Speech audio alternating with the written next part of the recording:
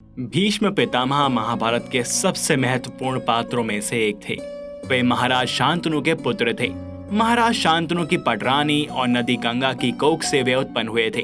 उनका मूल नाम देवव्रत था।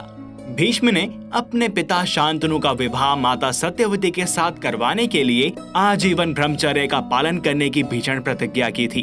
अपने पिता के प्रति इस प्रकार की पितृभक्ति देख उनके पिता ने उन्हें इच्छा मृत्यु का वरदान दिया था। परंतु इतने बड़े योद्धा होने के उपरांत भी भीष्म से कुछ पाप भी हुए थे, जिनके कारण कुछ लोग तो उन्हें महाभारत का खलनायक भी कहते हैं। और आज इस वीडियो में हम जानेंगे भीष्म पितामह के सबसे बड़े पाप, जो आगे चल के महाभारत युद्ध का कारण बने। परंतु वीडियो में आगे बढ़ने से पहले हमारे साथ जोर से बोलें, राधे राधे। स्त्री का अपहरण। महाभारत में काशी के नरेश की 3 पुत्रियां थीं, अंबा, अंबिका और अंबालिका। राजा ने तीनों पुत्रियों के लिए स्वयंवर आयोजित किया था। इस स्वयंवर में भीष्म बिना बुलाए ही पहुंच गए थे और तीनों राजकुमारियों का बलपूर्वक हरण करके हस्तिनापुर ले आए थे।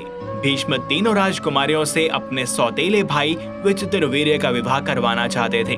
अंबिका और अंबालिका ने तो विचित्रवीर्य से विवाह कर लिया था, परंतु अंबा ने भीष्म और सत्यवती से कहा कि वे किसी और से प्रेम करती हैं और इसीलिए उसे उसके प्रेमी के पास जाने दिया जाए।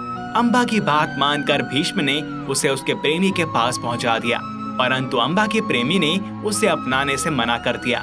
जिसके बाद अंबा पुनः हस्तिनापुर लौट आई और वहां आकर उसने भीष्म पितामह से कहा कि आपके ही कारण मुझे मेरे प्रेमी ने अपनाने से मना कर दिया है। और इसके बाद उन्होंने भीष्म से कहा कि आपको ही मुझसे विवाह करना होगा। इस पर भीष्म ने कहा कि मैंने आजीवन ब्रह्मचारी रहने की प्रतिज्ञा की है, मैं विवाह नहीं कर सकता। जिसके बाद अंबा भगवान परशुराम के पास पहुंची और उनको अपनी पूरी बात बताई और साथ ही भीष्म से बदला लेने का आग्रह किया। भगवान परशुराम ने जब अंबा की बात सुनी तो उन्हें बहुत क्रोध आया और वे भीष्म से युद्ध करने के लिए निकल पड़े। लेकिन यहाँ भी अंबा को निराशा मिली, क्योंकि देवताओं द्वारा इस युद्ध को रोक दिया गया था। कुछ कथाओं में इस युद्ध को भगवान शिव के द्वारा रोके जाने की बात भी मिलती है। बहरहाल इसके बाद अंबा ने शिव जी को प्रसन्न करने के लिए प्रार्थना की और कहा कि मुझे वर दीजिए कि मेरे ही कारण भीष्म की मृत्यु हो। शिव जी ने कहा कि ऐसा तुम्हारे इस जन्म में तो नहीं हो पाएगा, इसके लिए तुम्हें दूसरा जन्म लेना होगा। ऐसा कहकर महादेव अंतर ध्यान हो गए। अंबा ने भीष्म से बदला लेने के लिए अपना जीवन समाप्त कर दिया। अगले जन्म में अंबा शिखंडी के रूप में राजा द्रुपद के यहाँ पर जन्मी। राजा ने राजकुमारी का पालन पुरुष की तरह किया था। एक यक्ष से वर पाने के बाद शिखंडी एक पुरुष बन गई थी। जब महाभारत युद्ध हो रहा था तब शिखंडी अर्जुन के साथ उसके रथ पर सवार होकर भीष्म के सामने पहुंच गई। भीष्म स्त्रियों पर प्रहार नहीं करते थे। शिखंडी स्त्री से पुरुष बना था और इस कारण से भीष्म ने उसकी ओर प्रहार नहीं किया। तब अर्जुन ने शिखंडी को ढाल बनाकर भीष्म पर प्रहार करना आरंभ किया। कुछ ही देर में अर्जुन ने भीष्म को पराजित कर दिया और भीष्म बाणों के शैया पर लेट गए थे और इस प्रकार शिखंडी ही भीष्म की मृत्यु का कारण बनी। गांधारी की इच्छा के विरुद्ध विवाह। गांधारी और उनके पिता सुबल की इच्छा के विरुद्ध भीष्म ने धृतराष्ट्र का विवाह गांधारी से करवाया था। माना जाता है कि इसीलिए गांधारी ने भी अपनी आंखों पर पट्टी बांध ली थी। धृतराष्ट्र का विवाह गांधार देश के गांधारी के साथ हुआ था।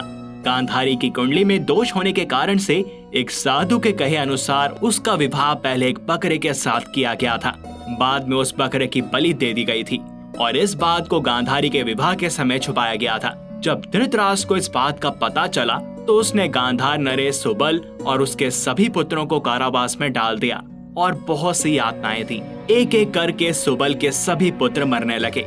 उन्हें खाने के लिए सिर्फ मुट्ठी भर चावल दिए जाते थे।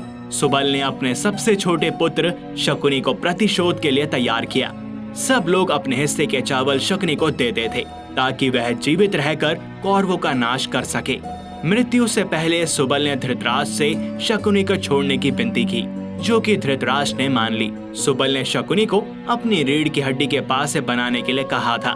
वही पासे कौरव वंश के नाश का कारण बने। आखिर अंत में गांधारी को देवाग्नि में जलकर खुद के प्राणों का अंत करना पड़ा था और यह संपूर्ण पाप शुरू हुआ था जब भीष्म पितामह ने इनका विवाह इच्छा के विरुद्ध करवाया।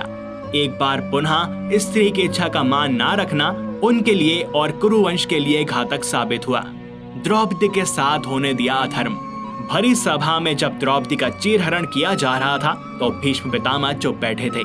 भीष्म ने जानते बूझते दुर्योधन और शकुनी के अनैतिक और छल पूर्वक खेल को चलने दिया। शरशैया पर भीष्म जब मृत्यु का सामना कर रहे थे तब भीष्म पितामह ने द्रौपदी से इसके लिए क्षमा मांगी थी, परंतु एक बार पुनः एक स्त्री का अपमान हुआ था और भीष्म पितामह भी उसमें भागीदारी थे। इस घोर पाप के विषय में स्वयं भगवान कृष्ण ने भीष्म को बताया था। कौरवों के साथ धोखा।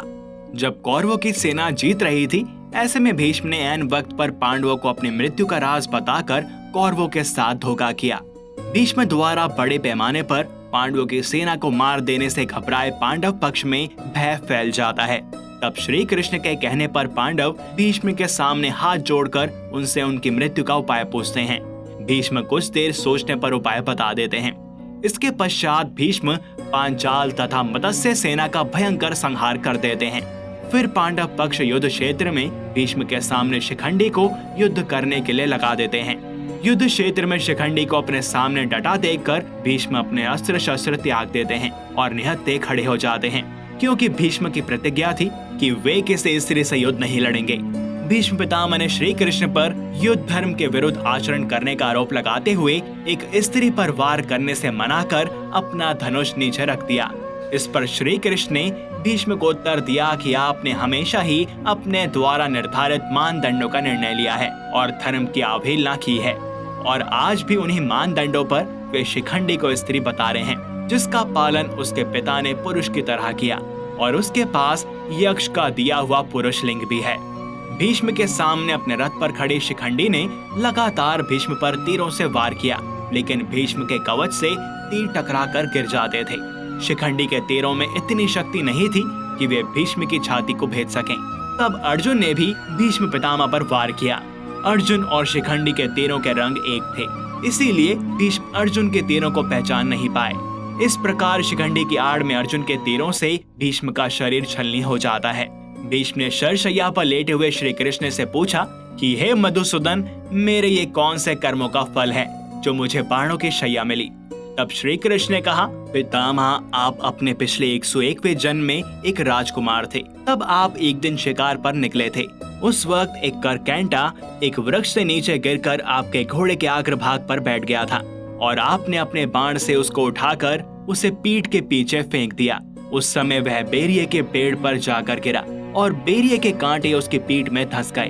करकैंटा जितना निकलने की कोशिश करता उतना ही कांटे उसकी पीठ में चुभ जाते और इस प्रकार करकैंटा 18 दिन जीवित रहा और यही ईश्वर से प्रार्थना करता रहा, हे युवराज, जिस तरह से मैं तड़प तड़प कर मृत्यु को प्राप्त हो रहा हूँ, ठीक इसी प्रकार तुम भी होना। भीष्म द्वारा इतने पाप करने के बाद भी उन्हें किसी भी तरह से खलनायक नहीं माना जा सकता, क्योंकि भीष्म ने जो भी किया वह हस्तिनापुर के सिंहासन की रक्षा और कुरु वंश को बचाने के लिए किया। तो फिर महाभारत का सबसे बड़ा खलनायक कौन था? आप कमेंट्स में हमें अवश्य बताएं। और यदि आपको यह वीडियो पसंद आई हो तो इसे लाइक करें व अन्य भक्तों के साथ शेयर करें। साथ ही चैनल को सब्सक्राइब और बेल आइकन को प्रेस करना ना भूलें। इस वीडियो में बस इतना ही। मिलते हैं आपसे अगली वीडियो में और भी अद्भुत विषयों के साथ। तब तक के लिए हरिओम।